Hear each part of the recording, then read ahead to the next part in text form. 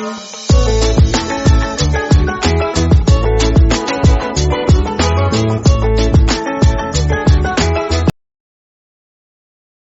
Friends, आज हम बात करने जा रहे हैं बहुत ही महत्वपूर्ण मुद्दा है। जैसे मैंने लास्ट एक वीडियो भी अपलोड की थी 2 दिन पहले कि क्या कारण होते हैं जिसकी वजह से चाहे अनुभवी कर्मचारी हो या फ्रेशर हो, न्यू ज्वाइनिंग, तो वो बहुत जल्दी जल्दी जॉब चेंज करते हैं। तो मैंने कुछ मुद्दों पे चर्चा की थी, तो उसी सीरीज में उसी दिशा में मैं आज बात करना चाहती हूँ।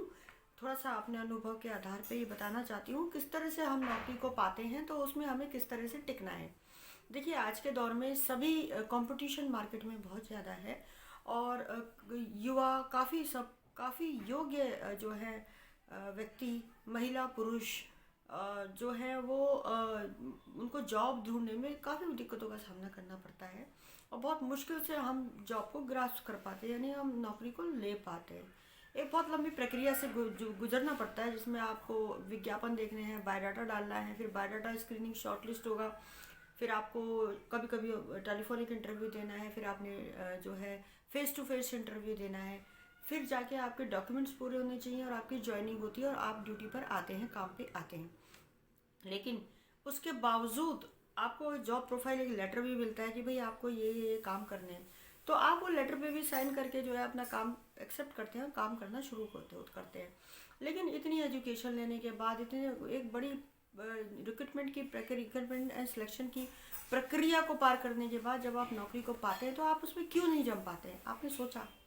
देखिए, अगर एक कर्मचारी को काम करना है तो वो ए कंपनी में नहीं तो बी में करेगा, बी में नहीं करेगा तो सी में करेगा। और हर जगह देखिए, हम ह्यूमन बीइंग है, हमको एडजस्टमेंट में हर जगह कहीं ना कहीं डिफ़िकल्टी किसी भी तरह की आ सकती है। काफ़ी बार हमारा जो है घर से डिस्टेंस ज़्यादा होता है किसी ऑर्गेनाइजेशन का। काफ़ी बार जो है 6 डे वीक होता है, हमको 5 डे वीक की आदत होती है। काफ़ी बार जो है हमें वहाँ पे मील पसंद नहीं आता है, काफ़ी टाइम जो है हमें वहाँ का वर्किंग प्रोसीजर समझ। तो देखिए, इस तरह से आप कब तक भागते रहेंगे? ये एक नेवर एंडिंग प्रोसेस है। तो एक लेवल पे आपको एक स्टेबिलिटी जॉब में जो है वो मेंटेन करनी पड़ेगी। अब वो किस तरह से आप मेंटेन करेंगे, आइए इसके बारे में कुछ मुद्दों पर चर्चा करते हैं। देखिए, सबसे पहले तो आपको, चाहे आप अनुभवी हैं चाहे आप नए हैं, अगर आप कहीं ड्यूटी ज्वाइन करते हैं तो आप पहले दिन से ये अपने ध्यान में रखें कि आपको पंक्चुअल होना है और रेगुलर होना है, यानी आप समय पर ड्यूटी से आए और रोज आए, केवल आवश्यक हो तभी छुट्टी लें।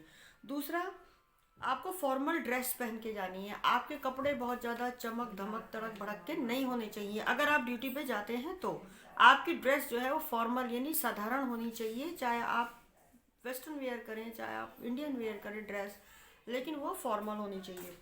फिर है, गेट के कुछ इंस्ट्रक्शन होते हैं हर कंपनी में, हर फैक्ट्री में, हर ऑफिस में। गेट के इंस्ट्रक्शंस को हमेशा फॉलो करें। आपको अगर पंचिंग मशीन से अटेंडेंस लगानी है आप लगाइएगा, आपको गेट पे मैनुअल अटेंडेंस लगानी है लगाइएगा, आपको सामान लाने ले जाने के लिए, गुड्स के लिए, अगर मोमेंट के लिए चालान सिस्टम का प्रोसीजर को फॉलो करना है आप करिएगा। अगर आपको बीच में अगर बाहर जाना है अपने किसी पर्सनल काम से, तो अगर एक प्रिस्क्राइब प्रोसीजर है कि आपको एक आउट पास लेके जाना है या स्लिप लेके जाना है एचआर के साइन करा के, तो आप उसको करा के जाइए। क्योंकि गेट में क्या होता है, मैन पावर से रिलेटेड काफ़ी रूल्स एंड रेगुलेशंस गेट पे ही रेगुलराइज होते हैं, ठीक है? तो उसको आप फॉलो करें। अगर कहीं डिफ़िकल्टी आती है तो आप ज़रूर अपने हेड से और एचआर डिपार्टमेंट से और एडमिनिस्ट्रेशन डिपार्टमेंट से संपर्क करें, बट गेट के नियमों का हमेशा पालन करें, ठीक है? अगर ये नहीं है कि सुबह आप आ रहे हैं और आप गार्ड ने बोला भाई जांच कराइए, आप तंबाकू बीड़ी सिगरेट तो नहीं ले जा रहे हैं ऑफिस में, आपके पास नहीं है, फिर भी आप कह रहे हो है ही नहीं जी, मैं तो जांच नहीं करा रहा हूँ, मैं नहीं कराऊंगा। नहीं, आपको क्या दिक्कत है? आपको सेवाएं मिल रही है ना, आप जांच करा लीजिए। अगर आपको क्या है तो आप अंदर चले जाइए, बहस मत करिए, ठीक है? दूसरा है, आप एक टीम के सदस्य बनिए, है ना?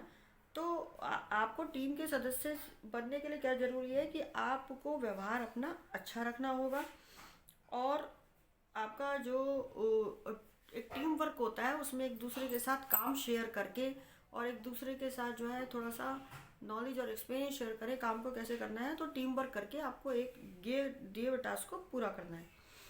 उससे ज़्यादा बड़ी बात है कि हमेशा ये मत सोचिए कि मेरे को सब कुछ आता है। एक हमारी ह्यूमन बीइंग की साइकोलॉजी होती है, हमको कुछ थोड़ा सा अगर आ जाता है ना तो हम सोचते हैं हमें तो बहुत आ गया, अब तो मेरे को आगे सीखना ही नहीं है। जितने सब बैठे हैं ना मेरे आसपास, मैं इनमें सबसे ज़्यादा काम को जानता हूँ।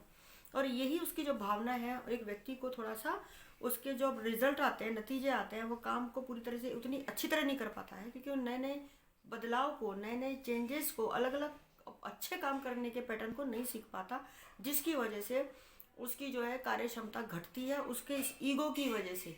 तो इस ईगो को आप एक तरफ रखिएगा, टीम और एक लर्नर बनिए। और लर्नर बनने के लिए ज़रूरी मतलब एक काम सीखने वाले बनिए। सीखने वाले कब बनते हैं? अगर हमारे बड़े सुपरवाइज़र, मैनेजर या मेरा सीनियर कॉलीग है तो मुझको कुछ सिखाता है, तो मुझे हमेशा सीखना चाहिए, क्योंकि उसको भी एक्सपीरियंस है। अगर मेरे को है तो उसको भी मुझसे ज़्यादा है, तो मुझे कोई, मैं उससे कुछ बेटर ले सकता हूँ जो मेरे ही आगे काम आएगा। ठीक है, इस बात को ध्यान में रखें। ठीक है। उसके अलावा अपनी जो कंपनी की एचआर पॉलिसीज़ है, तो उनको आप रेस्पेक्ट दीजिए, प्रोसीजर्स को फॉलो कीजिए। कोई दिक्कत आती है अपने हेड को बताइए, एचआर डिपार्टमेंट में बात करिए, लेकिन अनावश्यक रूप से जो है ग्रीवांस और डिस्प्यूट्स को ना क्रिएट करें। अगर कोई कंपनी में एचआर पॉलिसी है, कुछ रूल्स है, रेगुलेशंस है, सिस्टम है, तो अबाइड बाय द लॉज हैं। हर कर्मचारी को उनको फॉलो करना ज़रूरी होता है। कंपनी के स्टैंडिंग ऑर्डर्स में, सर्टिफाइड स्टैंडिंग ऑर्डर्स में और लोकल लेबर लॉज में कुछ प्रोविजंस ऐसे हैं जिनके नॉर्म्स को कंपनी को फॉलो करना होता है। आप उसमें इंटरफेयर नहीं कर सकते। आपका सुझाव का हमेशा स्वागत है, लेकिन आप उनको फॉलो करिए। देखिए, कोई भी नियम इस हिसाब से बनाए जाते हैं कि वो सब व्यक्तियों को बराबर लाभ दें, है ना। ऐसा नहीं है कि वो ए को लाभ दे रहे हैं, बी को। कहीं डिफ़िकल्टी है तो हम प्रोसीजर में कहीं प्रॉब्लम आती है आप बताएं, लेकिन केयरफुली आप उनको फॉलो करें। ठीक है। उसके बाद है, आपका जो है ईगो है उसको आप एक तरफ रखें, है ना। ऐसा नहीं है कि अगर कंपनी की ये पॉलिसी है, जैसे मैंने आपको ये बताया कि गेट पे जांच करानी आते जाते या आपको आउट पास देना है, तो आप सोचेंगे मैं आउट पास क्यों दूंगा, मैं तो एक मैनेजर हूँ, मैं तो साइन करने वाला हूँ, और मेरे बाहर आने जाने में साइन नहीं। आप एक एम्प्लॉई हैं, आपके लिए रूल रेगुलेशन बराबर है। इवन जो एचआर डिपार्टमेंट में काम करने वाले कर्मचारी, चाहे वो मैनेजर हैं, चाहे वो जनरल मैनेजर है, उनके लिए भी रूल्स रेगुलेशन बराबर है। तो आप उनका समान रूप से पालन करिएगा। ठीक है। अच्छा, आपको सबसे बड़ी बात है, आपको जो काम करने के लिए, ड्यूटी करने के लिए आपको आवश्यक निर्देश दिए हैं और आपको जो काम दिए गए हैं, आप उनको जो है वो ध्यानपूर्वक करें और दिए हुए समय में कार्य को पूरा करें। ऐसा नहीं है हाँ जी काम हो गया, नहीं नहीं अभी तो नहीं होगा, शाम को छुट्टी हो गई, नहीं कल आते ही दे देंगे काम। कल आ गए, अभी हुआ नहीं, कल थोड़ा सा रह गया था, पता चला अगले दिन का लंच भी निकल गया। उससे क्या है, देखिए एक टीम वर्क है, अगर आपका काम रुक रहा है तो आगे सबका काम रुकता है, तो समय पे आप काम करके दें। ठीक है। उसके अलावा अनुशासन में रहिए। सबसे बड़ी बात यह है कि मल्टीटास्किंग बने। अगर आप, ठीक है, आप मान लो प्रोडक्शन में काम कर रहे हैं, कभी कभी आपको सैंपल में भी ड्यूटी लगा दी, आप वो भी करें। कभी कभी आपको डिस्पैच में ड्यूटी लगा दी, आप वो भी करें। कभी कभी आपको एडमिन में भी कहीं ड्यूटी दे दी है तो वो भी करें। कहीं कहीं आपको अगर ट्रेनिंग भी देनी है कि फायर फाइटिंग, अगर आपके यहाँ फर्स्ट एड बॉक्स लगाए तो उसकी जानकारी आपने अपने उसको देनी है स्टाफ को, तो आप दीजिए। भाई फर्स्ट एड बॉक्स में जो दवाइयाँ हैं उनकी चेकलिस्ट बाहर है, ये फ़ोन नंबर है, ये हमारे सुपरवाइज़र है, आप इतना तो आप बता सकते हैं ना। तो आपको मल्टीटास्किंग होना चाहिए। ये नहीं है अजी मैं तो यही काम करने आया हूँ, मैं यही करूँगा, मैं नहीं करता फालतू काम, मुझे तनख्वाह इस काम की मिलती है। इस सोच को बदलिए। अगर आप सोच बदलेंगे तो आपकी आगे तरक्की होगी और आप एक जगह जमेंगे। ठीक है। तरक्की कब होती है? जब एक जगह जम के रिजल्ट देते हैं। ठीक है। अगर आपको कहीं काम करने में, अब एक सबसे महत्वपूर्ण ये है कि अगर आपको काम करने में कहीं दिक्कत आ रही है तो अपने सुपरवाइजर से या अपने हेड से बात कीजिए, तुरंत तुरंत उस समस्या को सुलझाइए, ताकि आप खुद सीखिए उस काम को किस तरह से आगे करना है। आप हिचकिचाए नहीं, आप अपना ईगो ना रखें, आप शर्माए नहीं। काम के मामले में आपको हमेशा एक अच्छा सीखने वाला बनना पड़ेगा। You have to be a good learner. Next है, लास्ट बट नॉट लीस्ट। ठीक है। जितनी भी ट्रेनिंग आपको time to time company provide करती है, चाहे वो हेल्थ एंड सेफ्टी की है, चाहे आपको काम करने की ट्रेनिंग, चाहे बिहेवियर ट्रेनिंग है, कभी आउटडोर ट्रेनिंग है, इंडोर ट्रेनिंग है, तो आप उस ट्रेनिंग को पूर्व में भाग लीजिए और उसमें जो सिखाया जा रहा है उसे ध्यानपूर्वक सीखिए और उसको अपने काम में लागू करिए। उन स्किल्स को जो आपने ट्रेनिंग में सीखे हैं, उन ट्रेड्स को अपने काम में लागू करिए। कहीं डिफ़िकल्टी आती है तो अपने हेड को बताइए। और सबसे बड़ी बात है, देखिए जब हम काम करते हैं तो कुछ ऐसे मेजर्स होते हैं जो हमारी हेल्थ एंड सेफ्टी में बहुत काम करते हैं, तो आप उन हेल्थ एंड सेफ्टी के मेजर्स को प्रॉपर फॉलो करें। और मेरी उम्मीद है फ्रेंड्स, देखिए अगर हम बहुत मुश्किल से जॉब पा रहे हैं तो हमें उसमें टिकना चाहिए, और हम जितना लंबा टिक के काम करते हैं तो हमें उतने ज़्यादा फ़ायदे होते हैं। अगर हम पीएफ के मेंबर हैं, ईएसआई के मेंबर हैं, तो हमारा कंट्रीब्यूशन पीरियड जब बढ़ता है तो उतना ज़्यादा हमें मुनाफा मिलता है। ठीक है। और जब हम लंबे समय की ड्यूटी करके रिटायर होते हैं तो हमको ग्रेचुटी और अदर बेनिफिट भी, रिटायरमेंट बेनिफिट मिलते हैं। साथ में जो हमको एनुअल मिलने वाला एक बोनस होता है वो भी हमको अमाउंट एक अप्रोप्रिएट मिलता है। और धीरे धीरे हम कंपनी से एक फैमिलियर हो जाते हैं, एटमॉस्फेयर तो हमें घर की तरह कंपनी में भी एक परिवार लोगों का मिलता है। तो उससे हमारी पर्सनल ग्रोथ भी होती है, हमारा एक विज़न डेवलप होता है।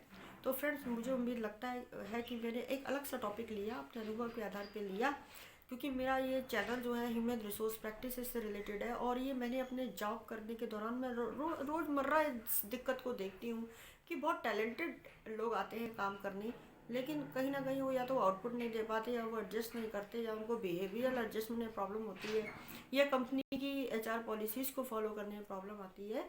तो अगर पर्सनल रीज़न की बात करूँ तो वो तो अनअवॉइडेबल है, उसको हम एक तरफ रख देते हैं। हर व्यक्ति का अपना आउटलुक है लाइफ का। लेकिन हमें अगर जिन पॉइंट्स के बारे में चर्चा कर रही हूँ, तो वो रीज़न है जिसको हम ओवरकम करके एक जगह टिक सकते हैं। तो मेरी ये एडवाइस है कि अगर आपको कहीं जॉब करने का मौका मिलता है, आप लंबा टिके, ताकि आपकी प्रोफेशनल ग्रोथ भी आगे हो, और जो बेनिफिट आपको मिलते हैं सोशल सिक्योरिटी मेजर्स, वो आपको अधिक से अधिक मिले हो। फ्रेंड्स, आपको मेरा ये टॉपिक और वीडियो पसंद आया है, तो अगर पसंद आया तो प्लीज़ लाइक एंड